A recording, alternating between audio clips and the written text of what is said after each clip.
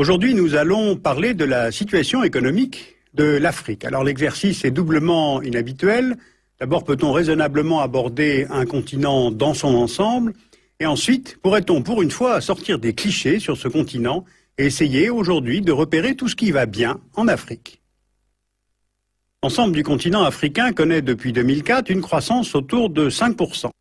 Un chiffre élevé, il correspond à une moyenne annuelle calculée en croissance du PIB.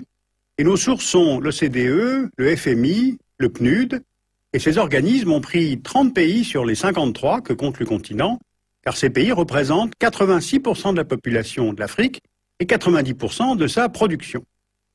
Sur la durée, donc, les chiffres sont en 2005 presque 5%, en 2006 5,8%, en 2007 5,5% et 6% en 2008 selon les estimations du FMI.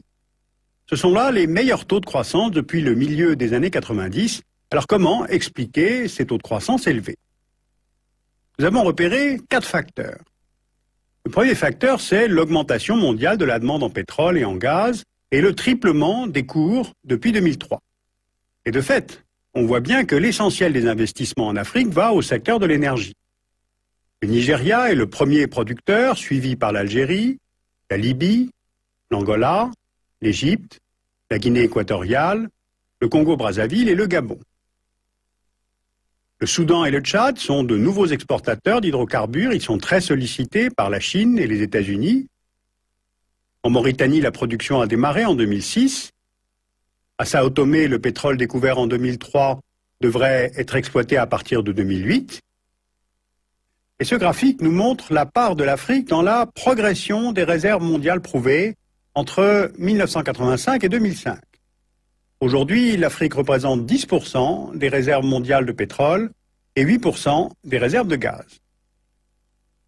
Alors, une telle configuration, pour certains pays, génère des situations acquises, c'est-à-dire des économies fondées sur la rente, qui est un phénomène important en Afrique et au Moyen-Orient.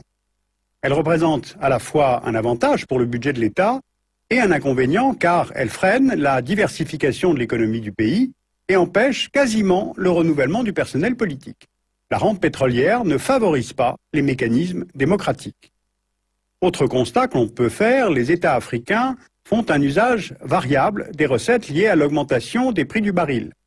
Par exemple, le Tchad s'enrichit rapidement et achète des armes, entre autres, alors que l'Algérie et le Nigeria ont en profité pour rembourser la quasi-totalité de leurs dettes en 2006.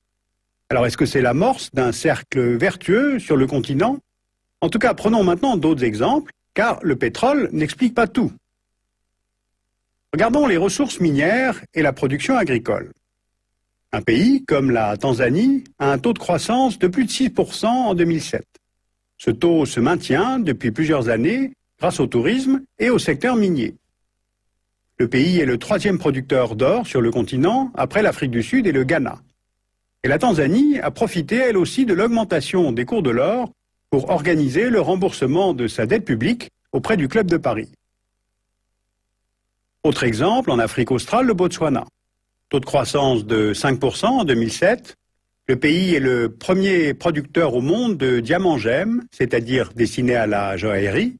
Et si on analyse de près le budget de cet État, on voit que les enfants sont scolarisés gratuitement tout au long de l'école primaire et que le secondaire est financé à 95% par le gouvernement.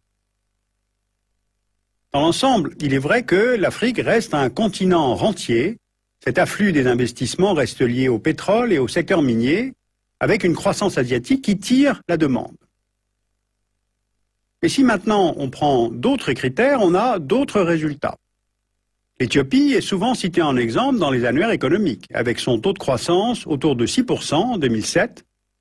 Alors c'est étonnant pour un pays au cœur des tensions de la Corne de l'Afrique, frappé par des pluies diluviennes en 2006, et qui sait profiter de la demande mondiale en café. L'Éthiopie est le 5e exportateur mondial de café.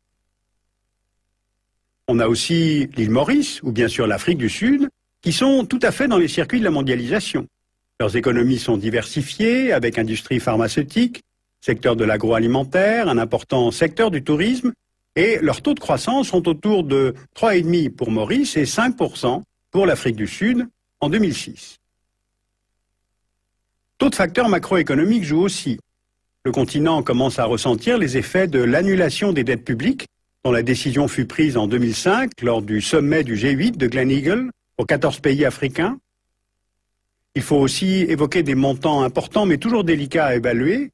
L'argent que les migrants vivant en Europe ou aux États-Unis renvoient dans leur pays d'origine, ou encore le commerce informel, c'est-à-dire non soumis à l'impôt ou aux taxes, donc n'entrant pas dans les statistiques nationales des États. Or, il représenterait une part importante des PIB, qui sont très variables évidemment selon les pays, entre 10 et 40%, selon le rapport de l'Organisation internationale du travail. Alors on le sait, l'une des faiblesses chroniques du continent africain réside dans l'insuffisance des infrastructures. Eh bien, on constate parfois des sauts technologiques, comme celui du développement exponentiel du téléphone portable. Regardez cette carte du continent. Elle exprime le taux d'équipement en mobile en 2006, et plus les pays sont enfoncés, plus ils sont équipés. On a une croissance de 39% par an depuis 2000, de 50% pour la seule année 2006. On a maintenant en moyenne 15 abonnements au mobile pour 100 personnes et 6 lignes fixes pour 100 personnes. À la fin de l'année 2006, on estimait que 175 millions d'Africains étaient abonnés au téléphone portable. Et d'ailleurs, des opérateurs de téléphonie comme MTN, qui est sud-africain, Vodacom, Orange, ou bien des équipementiers européens comme Nokia ou le chinois Huawei ont très bien compris leur propre intérêt. Et ils ne sont pas de ceux qui pensent que l'Afrique n'est pas dans la mondialisation. Sur les 10 ou 20 ans qui viennent, le continent va se transformer. Prenons le secteur des villes, donc celui du bâtiment. En 2007, l'Afrique a une population estimée à 960 millions d'habitants. Dans 20 ans, en 2025, elle sera de 1,4 milliard d'habitants, soit un petit peu plus que le niveau actuel de la Chine. Aujourd'hui, 40% de la population africaine vit en ville, et ils seront près de 60% en 2025. Alors ces chiffres nombreux permettent tout de même de mesurer ce que cela suppose en construction de bâtiments, en équipement public, en traitement des déchets. D'autant qu'il y a une deuxième réalité, c'est que l'Afrique de demain sera jeune. Changeons d'échelle pour rapprocher le continent africain de l'Europe. En Europe, les jeunes de moins de 25 ans forment 30% de la population, et en Afrique, ils forment 65% de la population. Donc avec cette population très jeune, le ratio entre actifs et inactifs sera bien plus favorable dans cette partie du monde qu'en Europe ou au Japon. Ce qui entraîne du chômage, bien sûr, mais aussi du dynamisme économique et des flux migratoires. Il y aura des migrations internes, avec rééquilibrage probable entre les zones surpeuplées comme Lagos ou le Caire et les zones peu densément peuplées, ou encore entre le continent et les États-Unis, le Canada, mais aussi l'Europe, ce qui représente pour celle-ci une opportunité vu la faiblesse de sa démographie. Voilà donc une brève synthèse de la situation actuelle et future de cette Afrique qui va bien. Et l'air de rien, tout de même, cela dresse un tableau des secteurs où il va falloir investir sur ce continent, sans même parler des routes, des ports ou des hôpitaux. Je crois qu'il faut bien mesurer les conséquences de ces transformations sur les plans migratoires, sur le plan économique, et si nous, Européens, allons ignorer ces transformations ou en tirer parti, ou nous en protéger au contraire.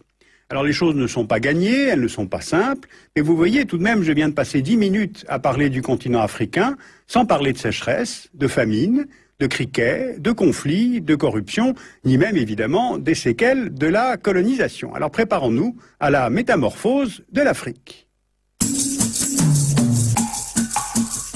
Alors vous pouvez replonger dans tous ces chiffres en lisant le gros rapport de l'OCDE 2007 sur les perspectives économiques en Afrique. Vous pouvez lire aussi les 100 clés de l'Afrique, édité chez Hachette. Et puis je vous signale un atlas de l'Afrique de l'Ouest en ligne, dont vous trouverez l'adresse sur le site du dessous des cartes.